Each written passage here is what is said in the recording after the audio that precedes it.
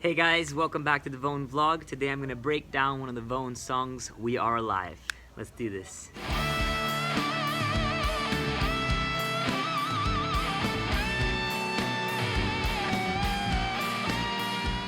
So if you guys haven't heard We Are Alive yet, the link's up here in one of these corners right now to our lockdown version of We Are Alive that we did at the peak of lockdown.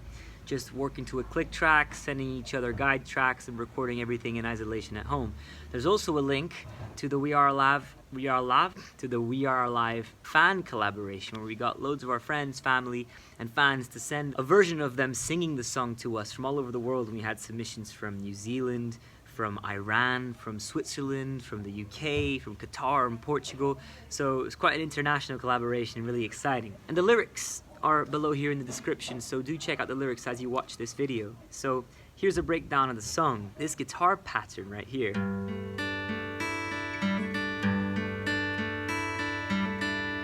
That's what started it all off. You can hear my family in the background. We're preparing dinner and I just took a quick break just to record this Vone vlog. I'm on holidays in Portugal. I came here to celebrate my birthday, and this is I'm at my grandpa's house. He's got this beautiful back garden. And it was in a back garden just like this one that I composed We Are Alive. But it wasn't this grandpa's house, it was my other grandparents' house in Lisbon. But the garden's very similar for you to get an idea. There were some birds that you can hear. And my granddad was sat down listening to me play the guitar. And my granddad has Alzheimer's, and so it's a really, really horrible, very tough disease to live with. But there is one silver lining, which was he heard me play We Are Alive about 67 times in a row during the 4 hours that it took me to compose it, and he did not get tired of listening to it. So he kept listening to it over and over again, and he applauded it with just as much vigor every single time I finished playing the song. So he was an amazing audience member to have there while I was composing the song. So I was sat in a garden just like this, writing the song, and it took me about 4 hours to write 90% of it. And it started with that guitar pattern. Once I was just fiddling around with this G chord. Oh, the bells are ringing. But I was fiddling around with this standard G chord, and then I accidentally hit that suspended note. I haven't even analyzed, I don't even know what note that is.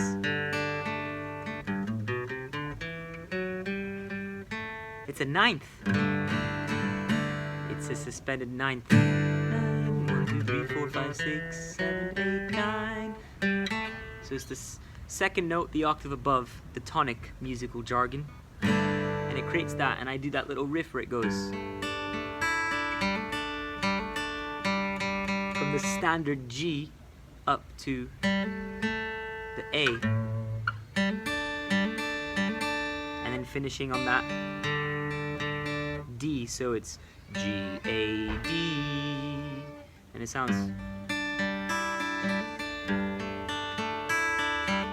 it's a really nice little acoustic guitar riff, and that created this melody in my head where it's like, ba-ba-dum, what would you do with 100 days? And I have to be honest, the inspiration for that line was a song from the musical Rent. 5,600 minutes, 5,500, 25,000 moments so dear. The idea of a number that represents an amount of time in a person's life, that's the amount of time that we all understand. How many minutes you have in a year, what would you do with that year? So the same concept, what would you do with 100 days? The essence of the song, the very heart of it, the question of, if you had unlimited time, what would you do with your time? And I think there's two kinds of mindsets to respond to that gift of time. One is you get given the time and automatically you fear to lose it. So you go, oh, I have 100 days to spend as I wish, but you constantly think, now I only have 99 days. Now I only have 98 days. And you feel anxiety in advance of the end of the pleasure of the amazing gift you've been given. The other mindset that you might experience is, oh, I've got 100 days, that's plenty of time, nothing to worry about, let's just relax. And then it gets to day 97, day 98, and you're like, God, I didn't do any of the things I wanted to do with this time. So yeah, it's all about that idea of how do you solve those two polar opposite mindsets that are quite unhealthy mindsets, in my opinion. The solution is to remain present in the moment, which is where this Buddhist ideology comes into play. how do you stay present in the moment? How do you enjoy what you're given? Because I think it is basic human psychology that when we're given something amazing, like when we have dinner, you sit down for dinner and you go, you're looking forward to dinner, as soon as you sit down, you're like, you're worried about the next thing. What am I doing after dinner? What am I doing for the next meal? Oh, the meal's over already. Do you know what I mean?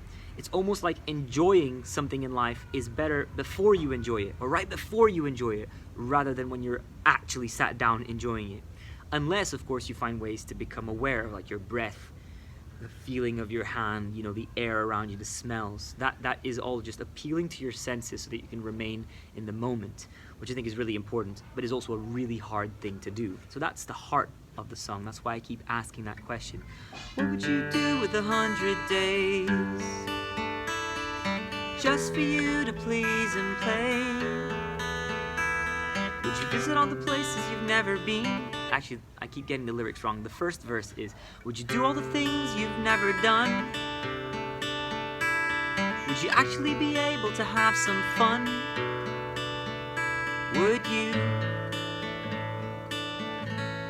But that first verse there, you know, would you be able to have some fun if you genuinely put yourself in this hypothetical scenario where some force of nature or God or a boss, you know, gives you 100 free days. You don't have to worry about your bills. You don't have to worry about food. You don't have to worry about any commitments. It's 100 days you're getting for free to do whatever you want with your life. What would you do with that time? You know, would you learn a language? Would you put all your wrongs to right? Would you visit all your friends? Would you learn a new, you know, instrument? What would you do?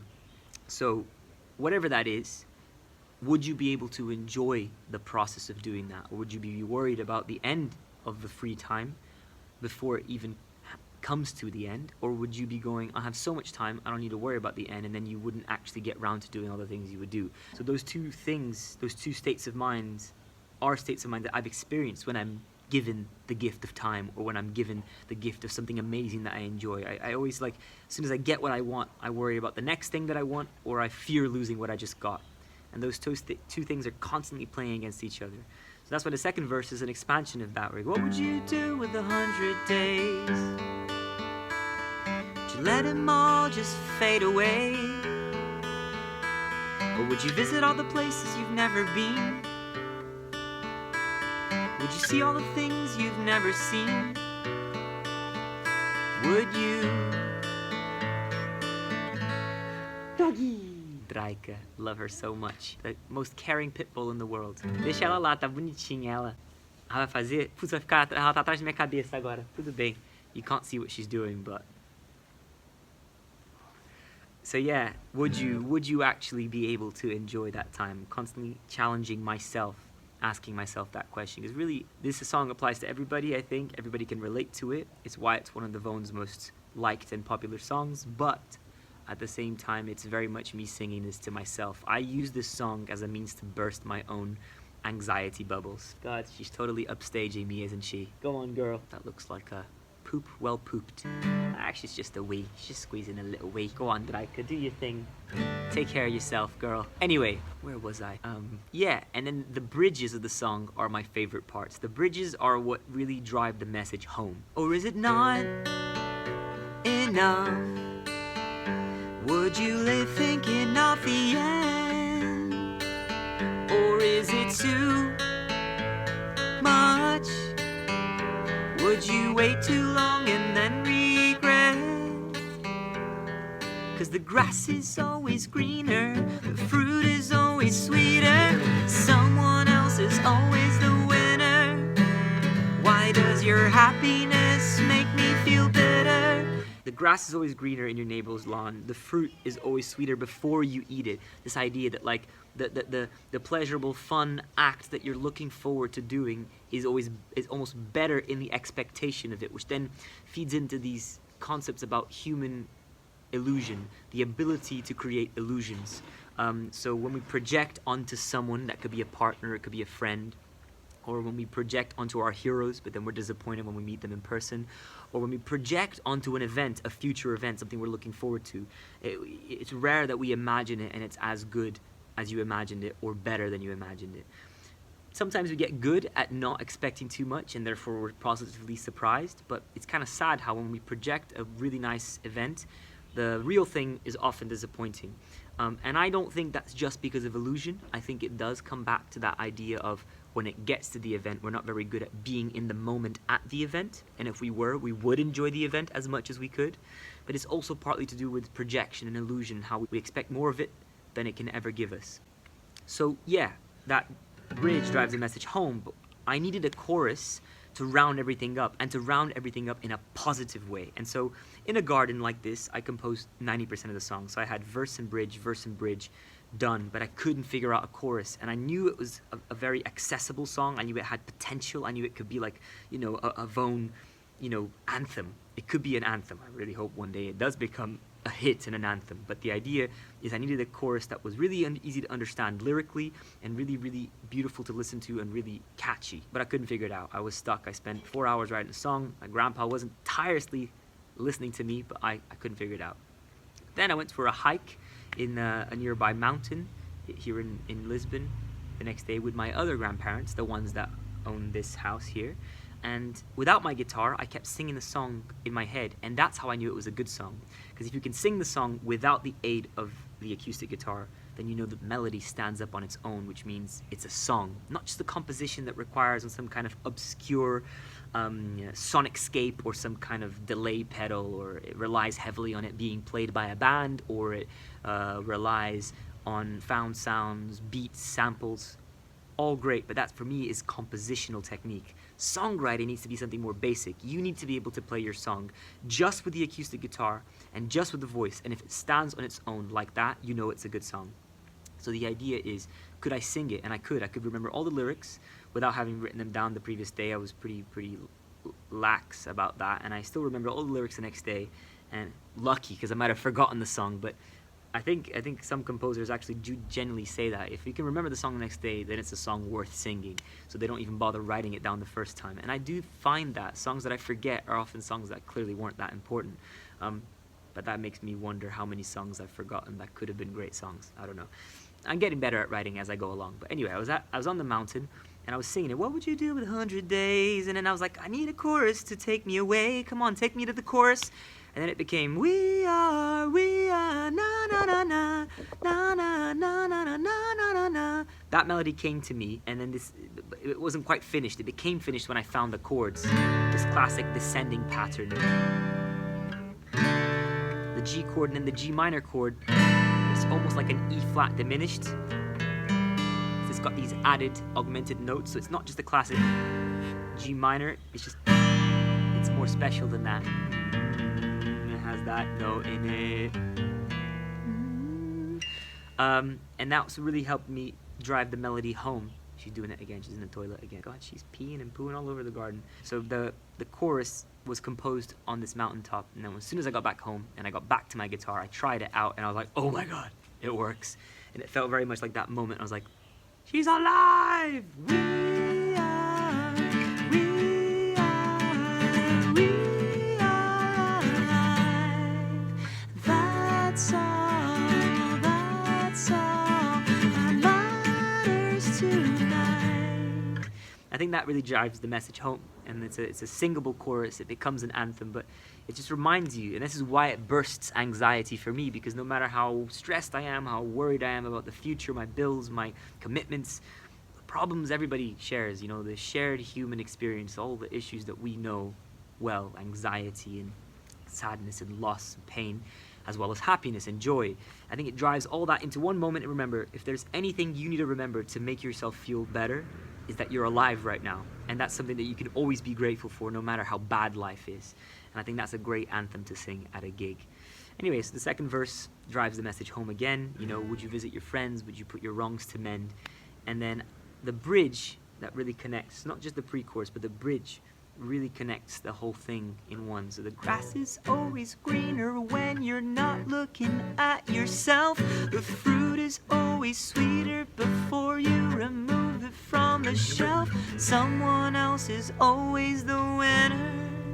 Why does my happiness make you feel bitter? And I like this idea that the first time I sing that line, it goes, why does your happiness make me feel bitter? And the second time is, why does my happiness make you feel bitter? I've seen some people sing the song with incorrect lyrics, and I like it that they make their own spin on it because they misheard it. So they think it says, why does my happiness make you feel better? But that's wrong. The lyrics actually, why does your happiness make me feel bitter? Why does my happiness make you feel bitter? And that's a very, very throwaway line that adds a whole different dimension to the song, which you might not pay attention to the first time you hear the song. But it's very important, this idea that, like, actually, as humans, we often do feel a little bit like, why does he have what I can't have? Why, it's almost a type of jealousy. It can be jealousy, it can be possessiveness, but it can be a bit more naive and a bit more pure than that. It could just be like, God, I wish I could have that. I wish that person well, but I wish I could have what they have. The irony is, though, often, more often than not, when you see someone that looks happy, they're often just as worried about the same kinds of problems that you are. You just can't see that on the surface, especially with social media. People only post the best version of their lives on social media, so you look at someone like, man, they're winning, they're doing really well, but they're just as stressed as you are, you know what I mean? So this idea, why does someone else's happiness have to make me feel bitter? Why can't I just be happy with myself? Which again drives the message home in a deeper level of self-awareness. Looking inside is the best solution to find peace, happiness, joy in your life. And presence, the enjoyment of any given moment, can be found more thoroughly if you find ways of becoming aware in the present. Not worried about the past, not worried about the future, but there, in the moment. And that too will fix feelings of bitterness and jealousy, I think. And it will generate more love and more empathy. So actually, being aware and being in the moment is one of the best things we can do as people, because it generates empathy for everybody else, because you feel more whole, more happy with yourself. And therefore, there's more love to go around, and there are more acts of random small kindness to go around because of being present in the moment. So being present is a great catalyst for good in the world, I think, and is also a catalyst for good mental health, which is really important. But again, those things feed into each other, I think, because the happier you are with yourself, the easier it is for you to be good to other people. This whole idea of selflessness and giving, there's no point in being selfless if you're not good to yourself, because you'll never be able to be good to someone else unless you're good to yourself first. So you should still be your number one, even if your best intention is to be selfless. Anyway, I feel like I've philosophized for long enough. The chorus then drives it home. Go check out the song. It's on Spotify, it's on Apple Music, it's on YouTube. It's called We Are Alive, We Are the Vone, and you have been watching the Vone vlog. Check back here next week. Every Tuesday there's a new Vone vlog, and every Friday we have a new cover. Lots of love.